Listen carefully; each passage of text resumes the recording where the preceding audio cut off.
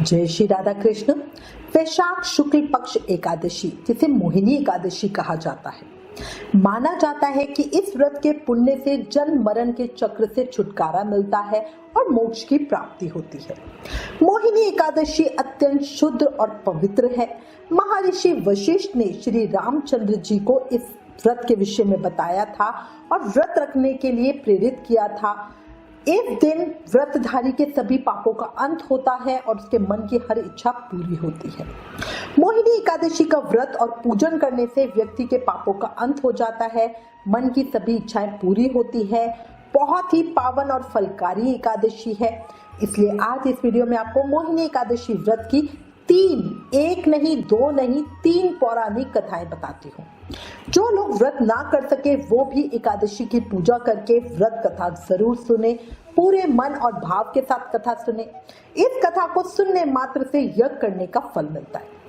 कथा सुनते हुए हाथ में फूल, तिल, दक्षिणा जरूर रखें और प्रेम, मन और भाव से सुने। एक जयकारे के साथ शुरू करते हैं। बोलो लक्ष्मी नारायण भगवान की जय, मोर मुकुट बंसरी वाले की जय, एकादशी माता की जय। पद्म पुराण में उल्लेख मिलता है कि एक समय अर्जुन ने भगवान श्री कृष्ण से कहा, हे भगवान मधुसूदन, वैशाख माह के शुक्ल पक्ष की एकादशी का क्या नाम है तथा उसके उपवास करने का क्या विधान है? कृपया करके ये सब मुझे विस्तार पूर्वक बताइए। भगवान श्री कृष्ण ने कहा, हे अर्जुन, मैं एक पौराणिक कथा कहता हूँ, ध्यान से सुनो, जिसे महर्षि वशिष्ठ जी ने रामचंद्र जी से कही थी। उसे मैं तुमसे कहता हूँ, ध्यान पूर्वक श्रवण करो। एक बार की बात है, श्री राम जी ने महर्षि वशिष्ठ से कहा, हे गुरु श्रेष्ठ, मैंने जनक नंदिनी सीता जी के वियोग में बहुत कष्ट भोगे हैं, इसलिए मेरे कष्टों का नाश किस प्रकार होगा? आप मुझे कोई ऐसा व्रत बताने की कृपा करें जिससे मेरे सभी पाप और कष्ट नष्ट हो जाए। महर्षि वशिष्ठ जी ने कहा, हे श्री राम, आपने बहुत उत्तम प्रश्न किया है। आपकी बुद्धि अत्यंत कुशग्र और पवित्र है। आपके नाम के स्मरण मात्र से ही मनुष्य पवित्र हो जाता है। आपने लोकहित में ये एक बहुत ही उत्तम प्रश्न किया है। मैं आपको एक एकादशी व्रत का महत्व सुनाता हूँ। वैशाख माह के शुक्ल पक्ष की एकादशी का नाम मोहिनी एकादशी है। इस एकादशी का उपवास करने से मनुष्य के सभी पाप तथा कलेश नष्ट हो जाते हैं। इस उपवास के प्रभाव से मनुष्य मोह के जाल से मुक्त हो जाता है। इसलिए हे राम, दुखी मनुष्यों को इस एकादशी का उपवास अवश्य ही करना चाहिए। इस व्रत के करने से मनुष्य के सभी पाप नष्ट हो जाते हैं। अब आप इसकी कथा को श्रद्धा पूर्वक सुने। प्राचीन समय में सरस्वती नदी के किनारे भद्रावती नाम की एक नगरी बसी हुई थी। उस नगरी में धृतिमान नाम का राजा राज्य करता था। उसी नगरी में एक वैश्य रहता था जो धन धान्य से पूर्ण था। उसका नाम धनपाल था। वो अत्यंत धर्मात्मा तथा नारायण भक्त था। उसने नगर में अनेकों भोजनालय, प्याऊ, कुएं, तालाब, धर्मशाला आदि बनवाए। सड़कों के किनारे आम, जामुन, नीम आदि के वृक्ष लगवाए, जिससे पथिकों को सुख मिले। उसके 5 पुत्र थे, सुमना, द्युतिमान, मेधावी, सुकृत तथा दृष्ट बुद्धि। दृष्ट बुद्धि 5वां और सबसे बड़ा पुत्र था, पर वो अत्यंत पापी और दुष्ट था। वो वैश्याओं और दुष्टों की संगति करता था।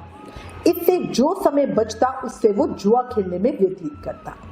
वो बड़ा ही अधम था और देवता, पितृ आदि किसी को भी नहीं मानता था। अपने पिता का अधिकांश धन वो बुरे व्यसनों में ही उड़ाया करता था। मद्यपान तथा मांस का भक्षण करना उसका नित्य कर्म था। जब काफी समझाने बुझाने पर वो सीधे रास्ते पे नहीं आया तो दुखी होकर उसके पिता, भाइयों तथा कुटुंबियों ने उसे घर से निकाल दिया और उसकी निंदा करने लगे। बाकी 4 पुत्र पिता की तरह बहुत ही नेक थे। घर से निकलने के बाद वो अपने आभूषण तथा वस्त्रों को बेच कर अपना गुजारा करने लगा।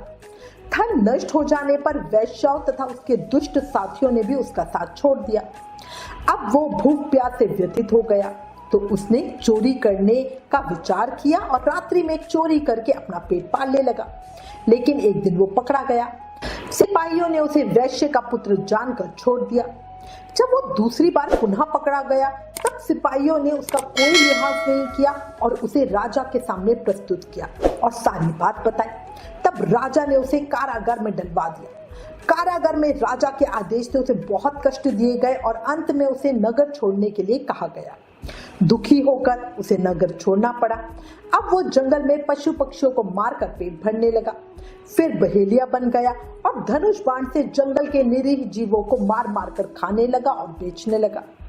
एक बार वो भूख और प्यास से व्याकुल होकर भोजन की खोज में निकल पड़ा। किसी पूर्व जन्म के पुण्य कर्म ही होंगे कि वो भटकते भटकते कौंडिल्य ऋषि के आश्रम में पहुंच गया। उस समय वैशाख का महीना था। कौंडिल्य मुनि गंगा स्नान करके आए थे। उनके भीगे वस्त्रों की छींटे मात्र से ही इस पापी को कुछ सद्बुद्धि प्राप्त हो गई। वो जाकर महर्षि के चरणों में गिर पड़ा। पश्चाताप की अग्नि में जलते जलते वो कुछ पवित्र भी होने लगा।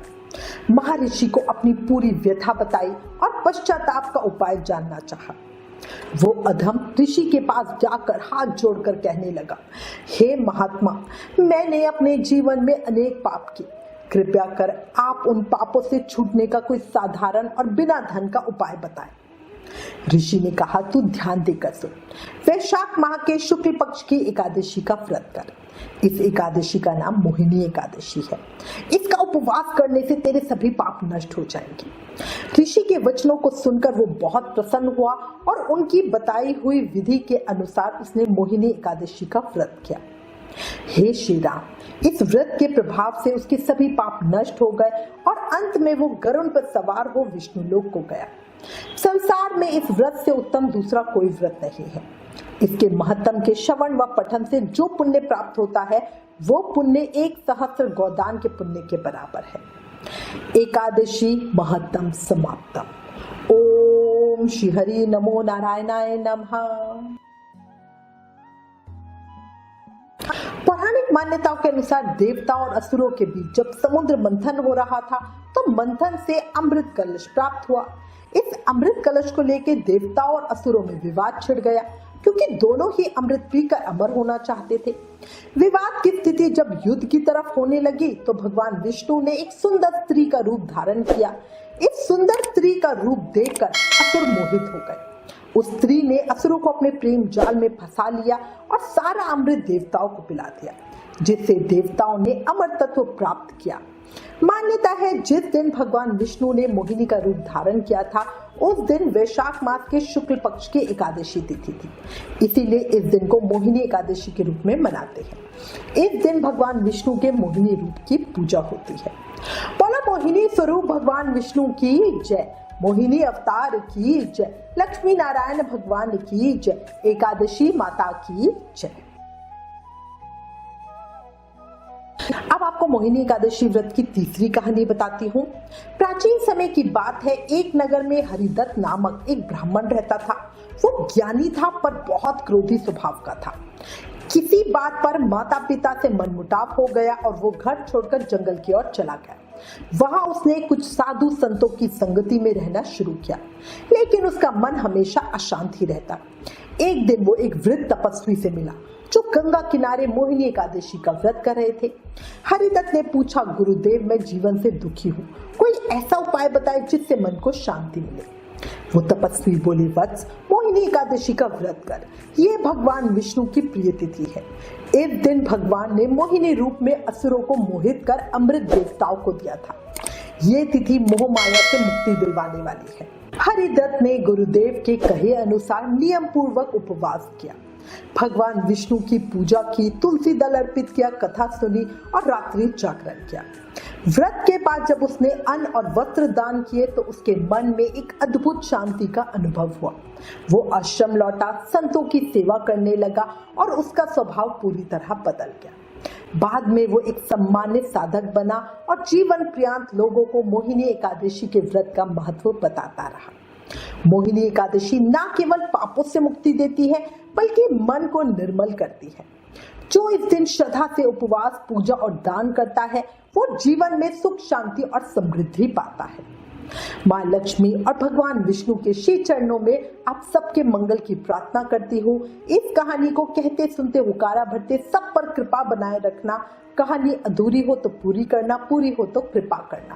बोला लक्ष्मी नारायण भगवान की जय, मोर मुकुट बंसरी वाले की जय। लास्ट में एक रिक्वेस्ट, प्लीज इस वीडियो को ज्यादा से ज्यादा शेयर करके एकादशी व्रत के प्रभाव को सबको बताओ। अपने शास्त्रों का ज्यादा से ज्यादा प्रचार करो, ये भी एक सेवा है। Please like, share and subscribe. Thank you. जय श्री राधा कृष्ण।